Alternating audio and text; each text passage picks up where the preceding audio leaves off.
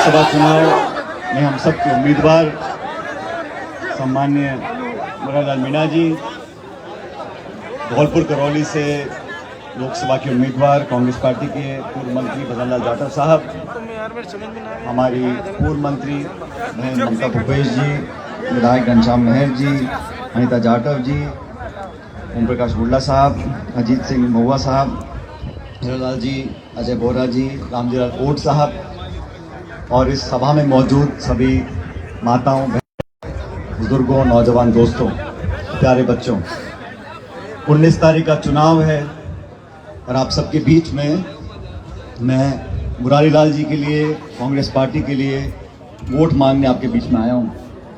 अभी मैं सबके भाषण सुन रहा था और मैं कहना चाहता हूँ कि मैंने हरि सिंह जी के समय से अजीत सिंह जी के कई भाषण सुने, लेकिन आज जो अजीत सिंह जी का भाषण था मुझे बहुत अच्छा लगा।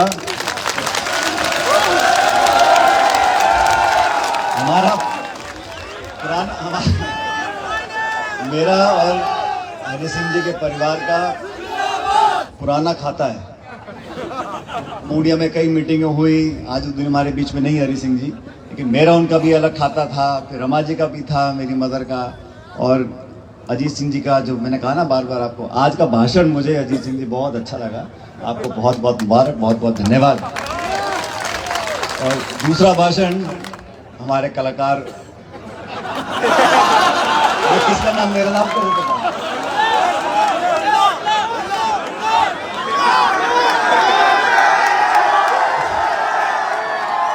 मैं इस बात का विश्वास दिलाता हूं पायलट साहब, ये कोई हल्की बात नहीं है। कांग्रेस का वोट तो दिलवाऊंगा, लेकिन भारतीय जनता पार्टी के कार्यकर्ता का वोट भी दिलवाऊंगा। ये महुआ से विधायक कोई आसानी से नहीं बन सकता और यहाँ की चुनौती अलग तरह की है।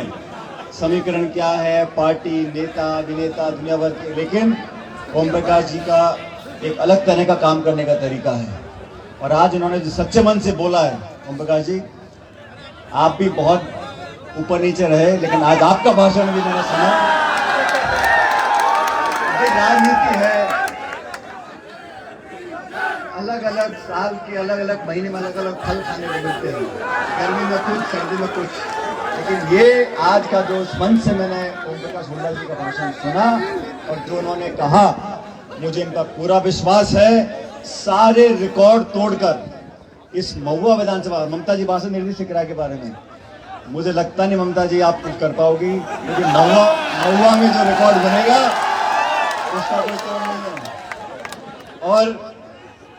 और इस लोकसभा चुनाव में देखो, मैं तो सीधम सट बात करता हूँ, आगे पीछे नहीं करूंगा मैं, ठीक है। भाषण देने को बहुत जगह हैं, लेकिन दौसा में भाषण नहीं दूंगा, आपको साफ साफ बताता हूँ। इस चुनाव में मुरारीलाल मीणा जी अगर सांसद बनेंगे तो किसी का मंत्री पद जाने वाला नहीं। फिर बोलता हूं, मुरारीलाल जी अगर सांसद बनेंगे तो राजस्थान सरकार के किसी मंत्री का पद जाने वाला नहीं, सब वही रहेंगे जहां है। इसीलिए इस चुनाव में 20 साल से सूखा पड़ा है। यहां 2004 में मैं जीत कर गया था कांग्रेस पार्टी से, लगातार यहां हम लोग जीत नहीं पा रहे हैं। इस बार जो माहौल मुझे दिख रहा है, बस्सी में, चाकसू में, थानागाजी में, महुआ, बांदीकुई, दौसा, हर जगह सब लोग चाहते हैं और तुलना कर रहे हैं, हमारा उम्मीदवार भाजपा का उम्मीदवार, हमारी सरकार भाजपा की सरकार, हमारी सोच भाजपा की सोच। जब पार्टी बढ़िया, उम्मीदवार बढ़िया, काम बढ़िया, तो आप लोगों को पेटी फूल करने में कोई जोर नहीं आना चाहिए। अभी यहाँ पर सब मंच पे नेता लोग खड़े बैठे हैं। ये चुनाव भविष्य को बहुत कुछ तय करेगा। किसी कारणवश हम लोग सरकार नहीं बना पाए राजस्थान में, लेकिन कांग्रेस और बीजेपी का जो वोट का अंतर है वो 1 या 2% है, वो लंबा चौड़ा नहीं है। आप लोगों ने बहुत वोट डाली, लेकिन किसी कारणवश हम नहीं जीत पाए, सरकार नहीं बना पाए। ये दूसरा मौका हमको मिल रहा बहुत जल्दी, 3-4 महीने हुए सिर्फ। ये चुनाव देश में जो लोकतंत्र है, देश में जो संवैधानिक संस्थाएं हैं, उनको सुरक्षित रखने का चुनाव है। 70 साल से जिन संस्थाओं को अलग अलग सरकारों ने पोषित किया, ताकतवर बनाया, उनकी विश्वसनीयता को कायम रखा, इन 10 सालों में इस बीजेपी की सरकार ने उन सब संस्थाओं को खोखला करने का काम किया। आक्रमण की राजनीति हो रही है, दबाव की राजनीति हो रही है, विपक्ष को खत्म करने की राजनीति हो रही है, मुख्यमंत्रियों को जेल में डाला जा रहा है, कांग्रेस के खाते बंद करे जा रहे हैं। ये कहां की राजनीति है? संस्थाओं को खत्म कर कर, विपक्ष की आवाज को कुचल कर, नेताओं को तोड़कर, मैं भाजपा से पूछना चाहता हूं, आप इतने बलवान हो, आप 300 पार, 400 पार, 500 पार कर रहे हो, तो हमारे नेताओं ने क्यों ले जा रहे हो भाई? तुम्हारे पे अपने घने नेता हैं, विपक्ष के नेताओं को तोड़ तोड़ के जोड़ रहे हो। हमने मैनिफेस्टो में क्या कहा? कांग्रेस पार्टी ने देश के हर गरीब परिवार को, उस परिवार की जो महिला है उसके खाते में साल का लाख रुपया देंगे, एमएसपी पे खरीद पे कानून बनाएंगे, 30 लाख सरकारी नौकरी देंगे, नौकरियों में महिलाओं को 50% आरक्षण देंगे, देश में जनगणना करेंगे, पता पड़ेगा किसकी कितनी आबादी है, ताकि बजट और कार्यक्रम उसके आधार पे बने। हमने क्या गलत किया? हम 5 साल की रूपरेखा बता रहे हैं। भाजपा से पूछोगे महंगाई क्यों बढ़ गई, पेट्रोल डीजल 100 रुपए लीटर क्यों बिक रहा है, गैस का सिलेंडर कितने का है, कालाधन वापस क्यों नहीं आया? कहते तुम राष्ट्र विरोधी हो, तुम देश हित की बात नहीं करते। नौजवान बेरोजगार घूम रहे हैं, वो मंदिर मस्जिद की बात करते हैं। अपराध बढ़ गया, महंगाई बढ़ गई, करप्शन बढ़ गया, कालाधन नहीं आया, नौकरी नहीं लगी, उद्योग नहीं लगे, तो हिंदुस्तान पाकिस्तान की बात करते हैं। व्यवस्था को बदलने का समय है साथियों। मैं बाड़मेर गया, जोधपुर गया, अलग अलग जिलों में, सीकर, झुंझुनू, हर जगह लोग बदलाव चाह रहे हैं। और मेरी बात ध्यान से सुनो, जो नौकरी करते हैं सरकारी नौकरी, उनकी एक एसीआर भरी जाती किताब, मालूम है आप लोगों को? हर अधिकारी की किताब भरी जाती है, सीआर भरते हैं उसको। तो दौसा लोकसभा क्षेत्र से मेरी भी सीआर भरी जाएगी। मैं आपसे वोट मांगने नहीं आया हूं, सिर्फ मैं आपसे भविष्य की राजनीति को तय करने की मांग करने के लिए आया हूं। मैं आपको बताना चाहता हूं, जो मन से कह रहे थे बाकी नेतागण, खिंचाव हो गया, मन अटपट हो गया, सत्ता में कोई 19 हो गया, कोई 20 हो गया, इस टोका टाकी में सुपड़ा साफ हो जाता है।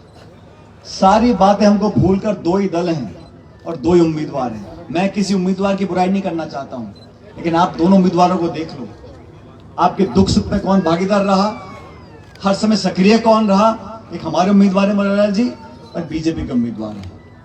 और ये चुनाव कोई 1 जाति, 2 जाति, 5 समाज का नहीं है। 20-22 लाख मतदाता है, हर जाति बिरादरी के लोग इस क्षेत्र में रहते हैं। और मुझे फक्र कहते हुए, इस क्षेत्र में अब तक जो राजनीति हम लोगों ने करी, सबको साथ लिया, सबकी भागीदारी हुई, सबको मान सम्मान दिया, बिना पक्षपात के लोगों को आगे जाने का काम किया। विकास भी हुआ तो कभी देखा नहीं किस बूथ पे कितनी वोट किसको मिली है, कौन किस जाति बिरादरी का है, किस धर्म का, किस गोत्र का है। ये देश का चुनाव है। और राजस्थान में 25 सीटें हैं। पिछली 2 बार से हम लोग एक भी सीट जीत नहीं पाए, लेकिन इस बार जनता ने मन बना लिया। ये 10 साल की भाजपा की सरकार का रिपोर्ट कार्ड देखना पड़ेगा। आपने कहा क्या और किया क्या? ये किसान भाई बैठे हैं यहाँ पर, ये बीजेपी ने कहा था इन किसान की आमदनी दुगनी करेंगे, कहा था कि नहीं कहा था? आपकी हो गई दुगनी आमदनी किसी की? 2 करोड़ रोजगार हर साल देंगे, 2014 में कहा था, 10 साल पहले। मतलब 20 करोड़ रोजगार मिल जाने चाहिए थे। आप में से किसी को मिली नौकरी यहाँ पर? लचीले भाषण देना, इश्तिहार दे देना, होर्डिंग लगा देना, टीवी खोलो तो वही भाषण, वही जुमले, वही आश्वासन। बदलाव का समय है, लेकिन आसान नहीं होता, हमें संघर्ष करना पड़ रहा है। हम विपक्ष की पार्टी हैं, लेकिन निर्वाचन आयोग की जिम्मेदारी बनती है कि सब प्रत्याशियों को, सब दलों को बराबर का हिस्सेदारी मिलनी चाहिए। अब खाते बंद कर दो, छापे डलवा दो, मुख्यमंत्रियों को गिरफ्तार कर लो, मीडिया में खबर बताने दो, अफसरशाही को कब्जे में कर लो, निर्वाचन आयोग के ऊपर भी आज प्रश्न चिन्ह उठ रहे हैं। ऐसे में साथियों हालात गंभीर हैं।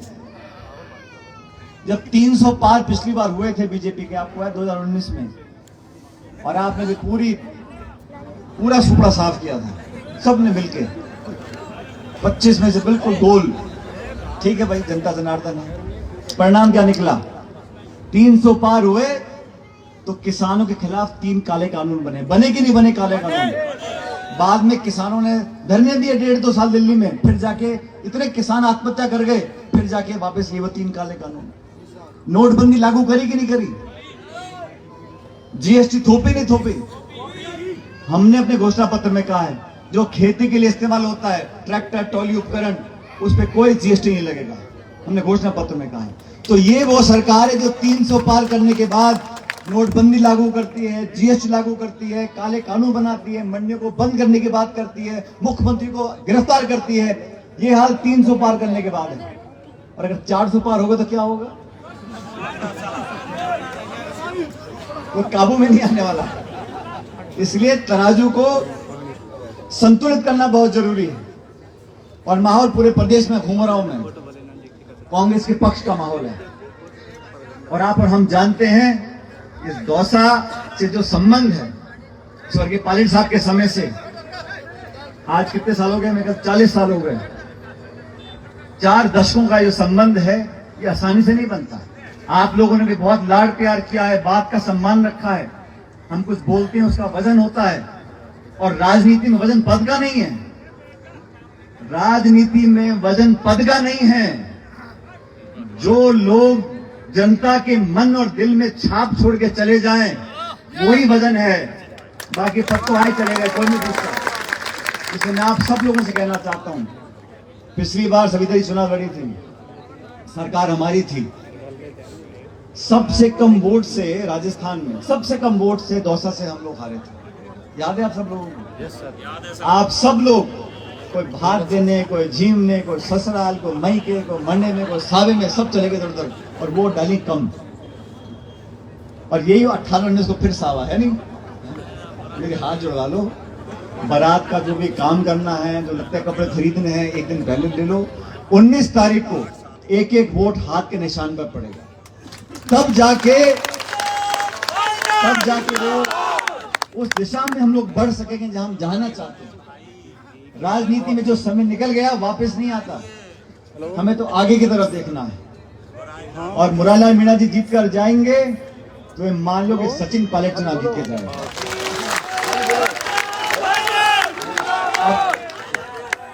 मैं 2 साल भाषण दे रहा था, तो मैंने कहा आप बड़े सौभाग्यशाली हो मुरारलाल जी।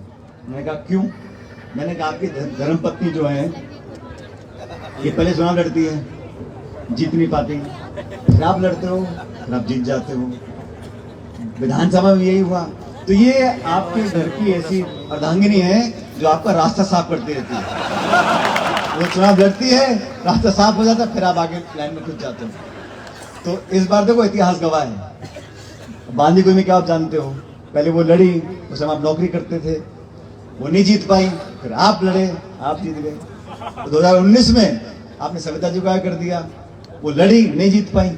इस बार आपका नंबर लगने वाला है और 2024 के इस चुनाव में भारी बहुमत से मुरारलाल जी और कांग्रेस पार्टी जीत कर जाएंगे। जीत के जाएंगे कि नहीं जाएंगे? सारी माता बहनों आप बोल दो कुछ। मैं तो आपसे आज इस मंच से जो संदेश गया है पूरे जिले में, वो एकजुटता का गया है, हर समाज का। अगर आप पिछड़ा, दलित, आदिवासी, हम सब मिलकर दौसा को एक ऐसा जिला बनाना चाहते हैं, ऐसा क्षेत्र बनाना चाहते हैं जो उदाहरण हो पूरे राजस्थान, पूरे देश के लिए। और मुरारी मीणा जी ने भी अपनी राजनीति में, मैं बहुत लंबे समय से देख रहा हूं, इनके जीवन में पद रहे हो ना रहे हो, लेकिन जनता से जुड़ाव हमेशा रखा है। और इनके राजनीतिक जीवन में दामन पे कोई छीट नहीं, कोई आरोप नहीं लगा सकता कि किसी के साथ बुरा कर दिया या कहीं गड़बड़ी कर दी। राजनीति में अपना दामन साफ रखना ये भी एक बहुत बड़ी बात है। इसलिए मुझे पूरा विश्वास है सोनिया गांधी जी ने, खड़गे जी ने, राहुल जी ने, हम सब ने मिलकर आपकी सलाह से जो उम्मीदवार दिए हैं इनको भारी मतों से जिताना है। और इस क्षेत्र में मैं समझता हूं कि हमारी बात को आप मानोगे। खटारा जी बैठ जाओ 2 मिनट और। देखा कितना करंट है इस उम्र में भी। मैं आपसे निवेदन है, अभी और प्रचार हम थानागाजी जा रहे हैं, वहां भी सभा करेंगे। हर जगह से अच्छा रिस्पांस मिल रहा है, लेकिन जब तक हम पेटी फुल नहीं करेंगे, हमारे वोट जब तक 90% पेटी में नहीं दबेंगे, तब तक हम इतिहास नहीं रच पाएंगे। तो मेरा पूरा विश्वास है, मेरा मन ही कहता है कि इस बार भारी मतों से ये दिल्ली जीतकर जाएंगे, आपकी सेवा करेंगे और मेरे हाथों को ताकत मिलेगी, कांग्रेस पार्टी के हाथों को ताकत मिलेगी। आप सबने प्यार सम्मान दिया, ऐसा लंबा साफा पहना, मेरे हाथ दुखे बांधते बांधते 52 मीटर का साफा। भाई तू 100 मीटर को बढ़ गया, मैं तो और ऐसी वोट और मैंने साफा मेरा को बनाया है, आप सबके भरोसे पर बनाया है। ठीक बात है। अभी भी किसी के मन में को हो खट्टा मीठा तो आज बता दो, आज से लेके 19 तक ये हाथ छाप पर बटन दबाना है और भारी बहुमत से मुरारी जी को सांसद बनाना है। बहुत बहुत धन्यवाद। राम राम साहब।